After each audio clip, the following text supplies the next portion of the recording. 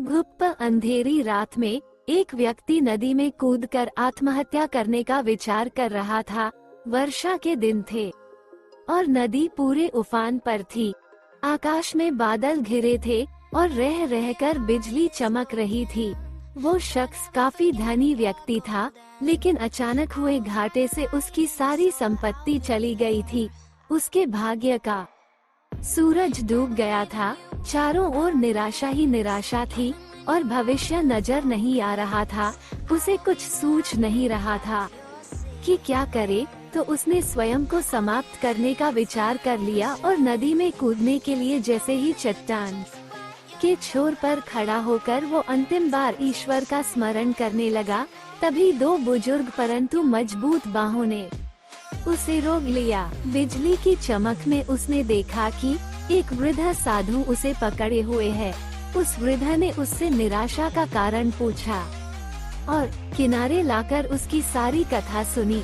फिर हंसकर बोला, तो तुम ये स्वीकार करते हो कि पहले तुम सुखी थे? सेठ बोला, हाँ, मेरे भाग्य का सूर्य पूरे प्रकाश से चमक रहा था। सब और मान सम्मान और संपदा थी। अब जीवन में सिवाय अंधकार और निराशा के कुछ भी शेष नहीं रहा। वृद्ध फिर हंसा और बोला, दिन के बाद रात्रि है और रात्रि के बाद दिन। जब दिन नहीं टिकता तो रात्रि भी कैसे टिकेगी? परिवर्तन प्रकृति का नियम है। ठीक से सुनो और समझ लो। जब तुम्हारे अच्छे दिन हमेशा के लिए नहीं रहे तो बुरे दिन भी नहीं रहेंगे। जो इस सत्य को जान लेता है वो सुख में सुखी नहीं होता और दुख में दुखी नहीं होता। उसका जीवन उस अडिग चट्टान की भांति हो जाता है जो वर्षा और धूप में समान ही बनी रहती है। सुख और दुख को जो संभाव से ले, समझ लो कि उसने स्वयं को जान लिया।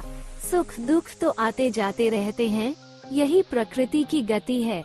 सोचो, यदि किसी ने जीवन में एक जैसा ही भाव देखा, हमेशा सुख का ही, जिस चीज की आवश्यकता हुई उससे पहले वो मिल गई, तो क्या वो कुछ उपहार पाने की खुशी का अनुभव कर सकता है?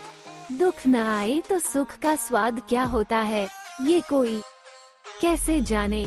इसलिए जीवन में सुख और दुख दोनों जरूरी हैं। जो इस शाश्वत नियम को जान लेता है, उसका जीवन बंधनों से मुक्त हो जाता है।